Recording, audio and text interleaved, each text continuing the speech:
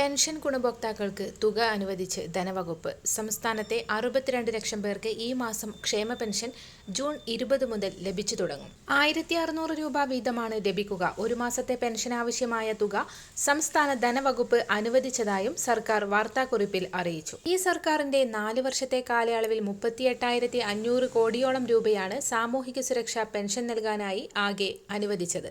9 വർഷം കൊണ്ട് ഒന്നും രണ്ടും പിണറായി സർക്കാരുകൾ ക്ഷേമ പെൻഷനായി നൽകിയത് 73,654 കോടി രൂപയാണ്. കേന്ദ്ര സർക്കാർ കേരളത്തിനുമേൽ ഏർപ്പെടുത്തിയ കടുത്ത സാമ്പത്തിക ഉപരോധത്തിലും സാധാരണക്കാരുടെ ക്ഷേമകാര്യങ്ങളിലും അതീവ ശ്രദ്ധയോടെയുള്ള സമീപനമാണ് സർക്കാർ സ്വീകരിക്കുന്നതെന്നും ധനമന്ത്രി വ്യക്തമാക്കി. മറ്റൊരറിയിപ്പ്, സാമൂഹിക സുരക്ഷാ പെൻഷൻ ഗുണഭോക്താക്കളുടെ മസ്റ്ററിംഗ് സംബന്ധിച്ച ഉത്തരവ് പുറത്തിറങ്ങിയിട്ടുണ്ട്.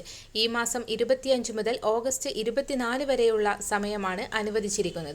ഇത് സംബന്ധിച്ച് സർക്കാർ ഉത്തരവ് കഴിഞ്ഞ ദിവസം പുറത്തിറങ്ങി. 2024 ഡിസംബർ 31 വരെ സാമൂഹിക സുരക്ഷാ ക്ഷേമനിധി ബോർഡ് പെൻഷൻ അനുവദിക്കപ്പെട്ട ഗുണഭോക്താക്കൾ ജൂൺ മാസം 25 മുതൽ ഓഗസ്റ്റ് 24 വരെയുള്ള കാലയളവിനുള്ളിൽ വാർഷിക മസ്റ്ററിംഗ് പൂർത്തിയാക്കണമെന്ന് ഉത്തരവിൽ പറയുന്നു. മസ്റ്ററിംഗിനുള്ള അംഗീകൃത സർവീസ് ചാർജ് ഗുണഭോക്താക്കൾ തന്നെ ബന്ധപ്പെട്ട അക്ഷയ കേന്ദ്രത്തിന് നൽകണമെന്നും ഉത്തരവിൽ പറയുന്നു.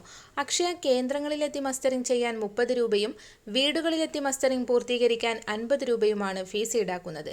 എല്ലാവിധ സർക്കാർ അറിയിപ്പുകളും നിങ്ങളിലേക്ക് എത്താൻ ഈ ചാനൽ സബ്സ്ക്രൈബ് ചെയ്യുക.